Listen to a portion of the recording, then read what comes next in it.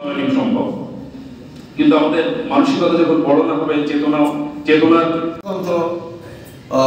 প্রণয়ন কমিটির নাম ঘোষণা করছে।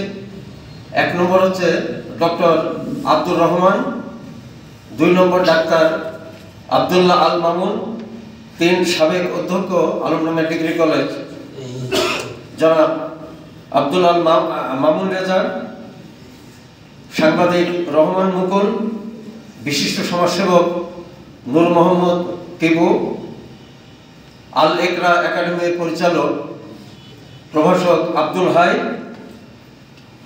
জনাব শামসুজ্জামান সাবু। এই 7 সদস্য বিশিষ্ট কমিটি আপনারা যদি অনুমোদন দেন, এদের মাধ্যমে আমরা একটা গঠনতন্ত্র পাবো। সেই গঠনতন্ত্র অনুযায়ী আমরা আমাদের কার্যক্রমগুলো পরিচালিত করব। আমরা 7 জনকে তো অনুমোদন দিতে পারি না। আর আরেকটা বিষয়, আসলে তো আমাদের টাকা পয়সা তো কিছুই নাই। এখন যে সমস্ত প্রোগ্রামগুলো করা হচ্ছে, 2টা প্রোগ্রাম আমরা মূলত করছি, আর কিছু অল্প কিছু দোয়া মাহফিল সবাই বিজয় দিবসের প্রাক্কালে আমরা করেছিলাম। তো আমাদের কিছু ফান্ড, আমাদের খুব বড় আকারে টাকা পয়সার আমাদের খুব দরকার নাই যে লক্ষ লক্ষ টাকা থাকবে আমরা এই টাকা দিয়ে আমরা উন্নয়নমূলক কাজ করবো।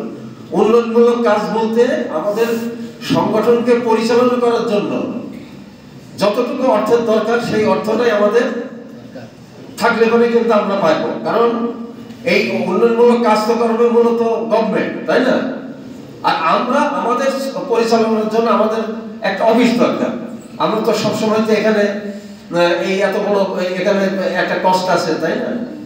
তো আমরা একটা নির্দিষ্ট একটা অফিস আমরা নিতে পারি কিনা, এই ব্যাপারে আপনারা যদি অনুমোদন দেন, আমরা একটা অফিস নিতে পারি। এখানে অনেক জায়গা আছে। আমাদের এই যে নিউ মার্কেট হয়েছে, আমাদের কবিরউদ্দিন নিউ মার্কেট, এখানে অনেক জায়গা আছে।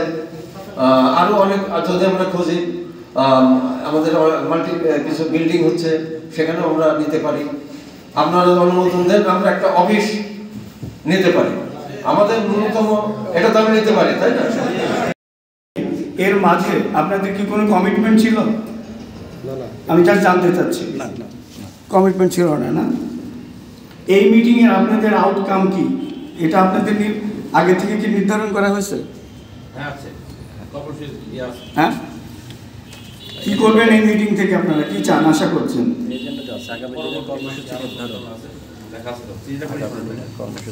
আচ্ছা, আগামী দিনের কর্মসূচি নির্ধারণ। তো এটা কোন সময় আপনারা নির্ধারণ করবেন? এই মিটিংয়ে বসে, না মিটিং পরবর্তী এক্সিকিউটিভ বডি বসে নির্ধারণ করবেন? কোনটা? আমি কিন্তু কোনোটাই জানি না। আমি প্রশ্ন এই জন্যই করছি যে আমি নতুন আপনাদের কাছে, সেই জন্যই মাপ চাই নিচ্ছি। এখন 2-3 জনের আলোচনার মধ্যে থেকে আমি যেটা বুঝলাম যে আমরা আমাদের এই সংগঠনের কোনো স্ট্রাকচারাল কোনো ডেফিনিশন আমরা এখনো দিতে পারি না। যদি না পারি, তাহলে আমাদের লক্ষ্য নির্ধারণ হবে না। যদি লক্ষ্য নির্ধারণ না হয়, কোনো কাজই বাস্তবায়ন হবে না। তো সেই জন্য শুরুতেই যদি আপনারা আজকের মিটিং, আমার যা সাজেশন, এবং আমি কোনো কার্যকরী পরিষদে কেউ না, আমার কথা শুনতে হবে এমনও না, আমি যা সাজেশন দিচ্ছি। আসেন আমরা প্রথমে লক্ষ্য ঠিক করে নিই যে আমরা এই নাগরিক কমিটি কি করতে চাই, আমাদের যোগ্যতা কতটুকু আছে, আমাদের ক্ষমতা কতটুকু আছে। যোগ্যতা ক্ষমতা একটা হচ্ছে যে আমাদের ম্যান পাওয়ার কতটুকু ট্রেনিং, যে আমরা এই ধরনের একটা কাজ পরিচালনা করতে পারবো। 2 নম্বর হচ্ছে আমার ম্যান পাওয়ার আছে, যে কাজগুলো আমরা হাতে নেব তার জন্য যে আর্থিক সামর্থ্য আমাদের দরকার, সেটা কতটুকু আছে। এইটা যদি আমরা নির্ধারণ না করি, তাহলে আমরা কিন্তু লক্ষ্যের জন্য কোনো পদক্ষেপ আমরা হাতে নিতে পারবো না। তো সেই কারণে আমি মনে করি যে হয় আপনারা এখানে, অথবা সর্বপরিসরে একটা, আমি শুনেছি নাকি আপনাদের মিটিং, এই কার্যকরী কমিটির নাকি অনেক বড়, 100 বা 70, 80 বা 90, এটা দিয়ে কোনো কিছু হবে না। আপনারা 70 জন বসেন, এখান থেকে কিছু জিনিস নেন, কার্যকরী পরিষদে বসে 2টা বা 4টা আপনারা কার্য নির্ধারণ করেন, অথবা পঞ্চবার্ষিক পরিকল্পনার মধ্যে নিয়ে আসেন যে নেক্সট 5 ইয়ারে আমরা এই কাজগুলো আমরা সম্পাদন করব। তাহলে আপনারা জনসংখ্যা, জনসামর্থ্য এবং বাজেট, এই 2টাকে আপনারা ঠিক করে নেন।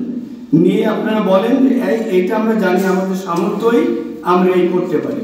এখন যদি মনে করেন যে আলমডাঙ্গার খেলার মাঠ নাই, আপনি একটা স্টেডিয়াম করবেন, কিন্তু আপনার পয়সাও নেই, জনসমর্থন নেই, তো ওই ধরনের কথা তো বলে লাভ নাই। আমি এটাও আশা করি না যে আপনারা সব কিছু করবেন। যতটুকু আছে, আপনার যদি 10 টাকা ফান্ড থাকে, এই 10 টাকা ফান্ডিংয়ের জন্য আপনি কোন কাজকে সম্পূর্ণভাবে করতে পারবেন সেইটাই আপনি হাতে নেন। এটা হচ্ছে আমার বিশেষভাবে অনুরোধ। আজকে 2-3টা জিনিস আমি শুনছি, একটা হচ্ছে সাহিত্য, আর একটা পিন্টু আছে, আমি আছি, আমাদের মনি চেয়ারম্যান আছে, আমাদের সামনে এই ধরনের কথা বলেছিল, কিন্তু পরবর্তীতে সেই কথাটা